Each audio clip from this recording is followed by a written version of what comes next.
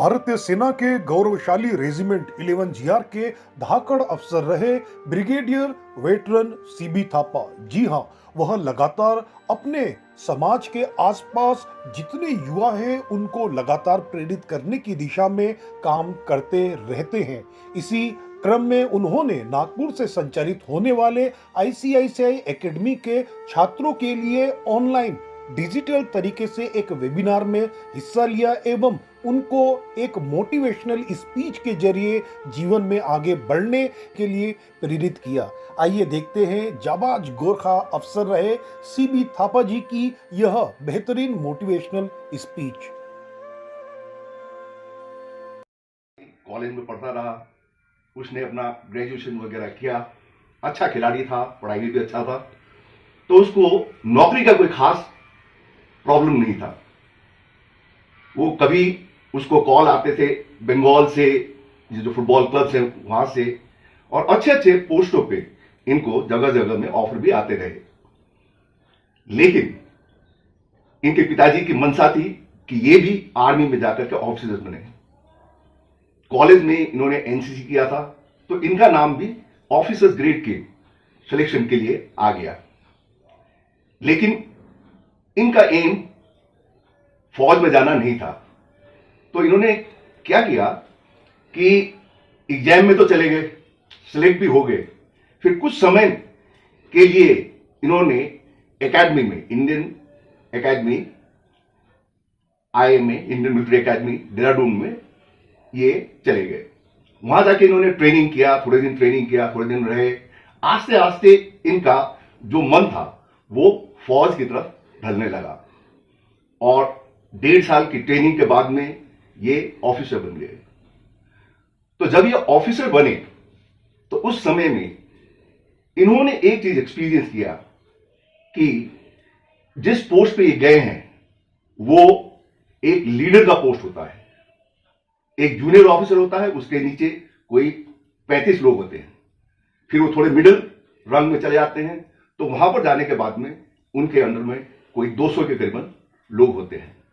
और जब ये एक यूनिट, जिसको कि हम लोग बटालियन कहते हैं, जब वो बटालियन कमांडर के पोस्ट पे पहुंचते हैं, यानी कि कर्नल बन जाते हैं, तो उनके नीचे 800 लोग होते हैं।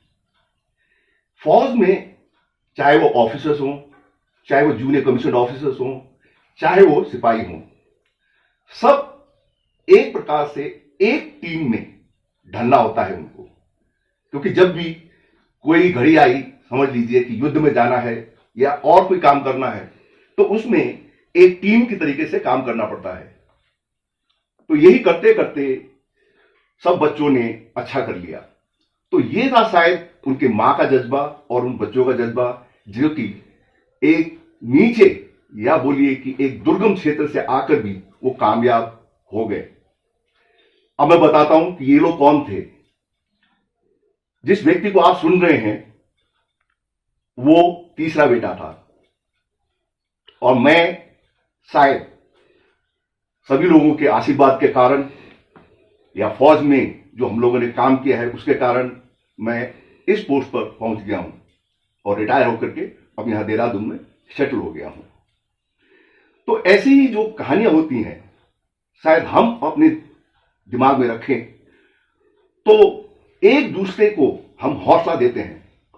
जैसे हमने जब अपनी मां का जज्बा देखा तो हम उनको निराश नहीं कर सकते थे, हमको ऐसा लगता था, और हम उसी जज्बे को और आगे बढ़ाना चाहते हैं।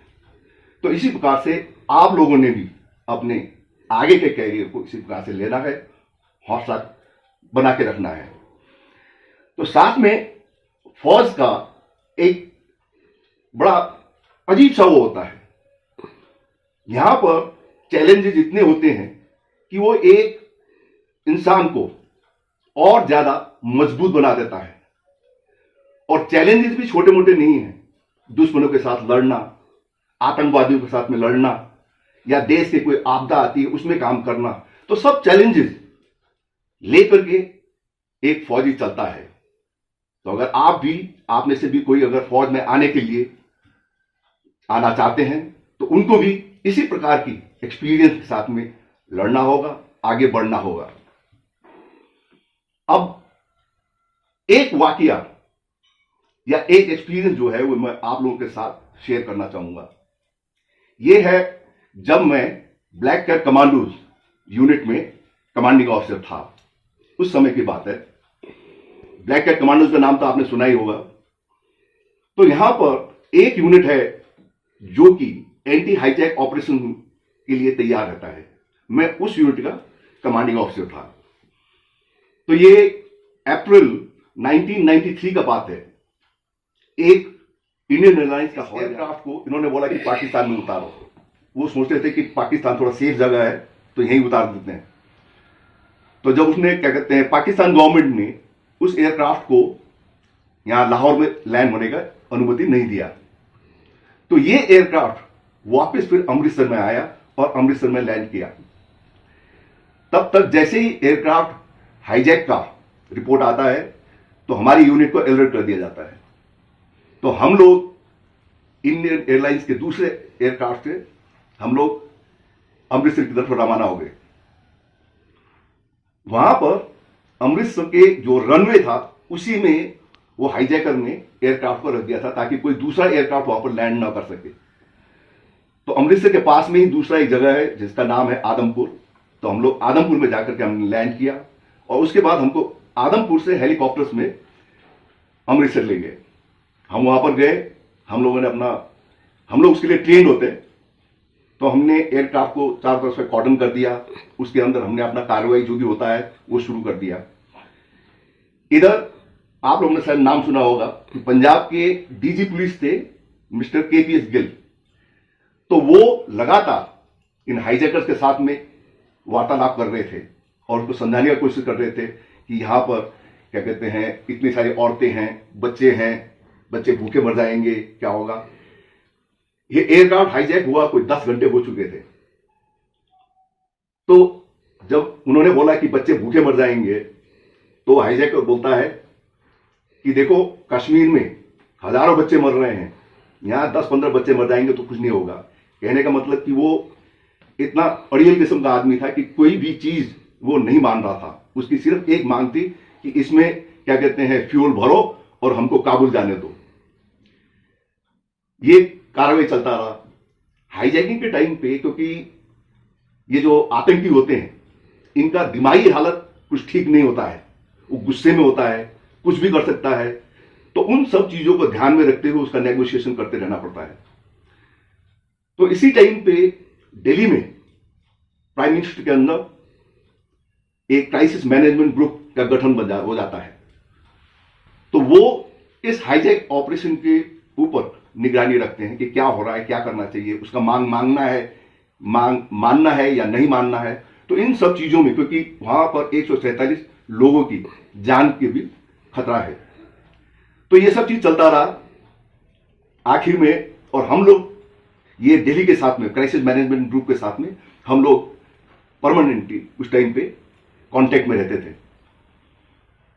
तो वहां से उस समय हमारे प्रधानमंत्री जी थे नरसिम्हा राव, उन्होंने मेरे से पूछा कि कर्नल थापा, उस टाइम में मैं कर्नल था, तो कर्नल थापा क्या आप इस ऑपरेशन में आप ये कह सकते हैं कि 100% सक्सेस होगा, यानी कि कोई कैजुअलिटी नहीं होगा, कोई मरेगा नहीं, कोई घायल नहीं होगा।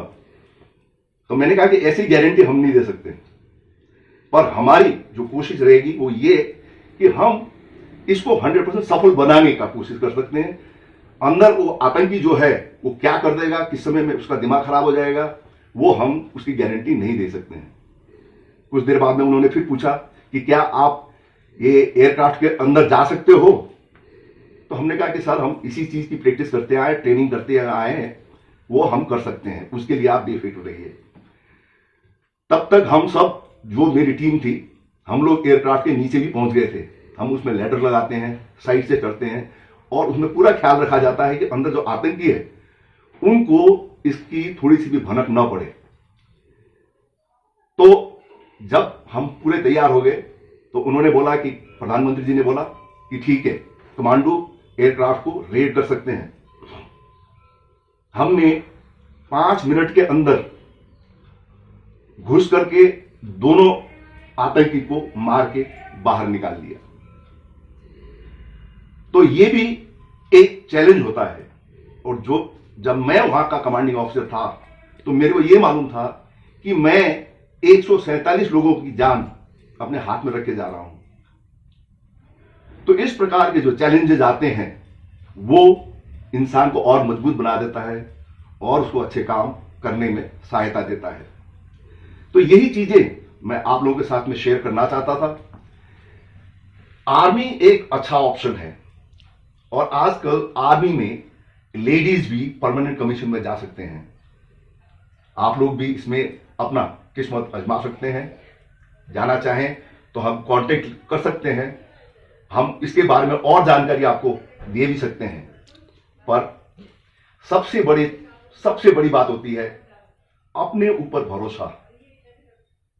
जो मैं सोचता हूं कि आपके उम्र में जब आप अपने कैरियर की दहलीज पे हैं, जब आप अपना एक नया मुकाम ढूंढ रहे हैं, तो उस समय में आपके पास में ये हौसला होना, अपने ऊपर भरोसा होना, ये बहुत बड़ी चीज है। दूसरी चीज, जो आपके गुरुजन हैं, आपके माता पिता हैं, जो आपको अच्छी शिक्षा देते हैं, उस शिक्षा को हमने ग्रहण करना है, उसको अपने जीवन में ढालना है। कई बार इस उम्र में हम लोग बगावत पे आ जाते हैं। हम सोचते हैं कि हमने सब कुछ सीख लिया है, माँ बाप तो अनपढ़ हैं, वो क्या बताएंगे। नहीं, उनके पास में इतना अनुभव होता है, इतनी जानकारी होती है, जो कि आपको जिंदगी की बारीकियों से साथ में रखेंगे। और सबसे बड़ी चीज है एक ह्यूमिलिटी, अपने आप को उस स्तर पर रखना, अपने आप को जमीन के साथ में जोड़ के रखना। तो अंत में मैं आपके एकेडमी को धन्यवाद कहना चाहूंगा कि मेरे को आप लोगों के साथ में बात करने का मौका दिया। थोड़ी थोड़ी बातें जो मैंने शेयर करना चाहिए वो आप लोगों के साथ में शेयर कर चुका, और आपको अपने आने वाले भविष्य सफल हो, उसके लिए आपको ढेर सारी शुभकामनाएं देता हूं। जय हिंद, जय भारत। Thank you.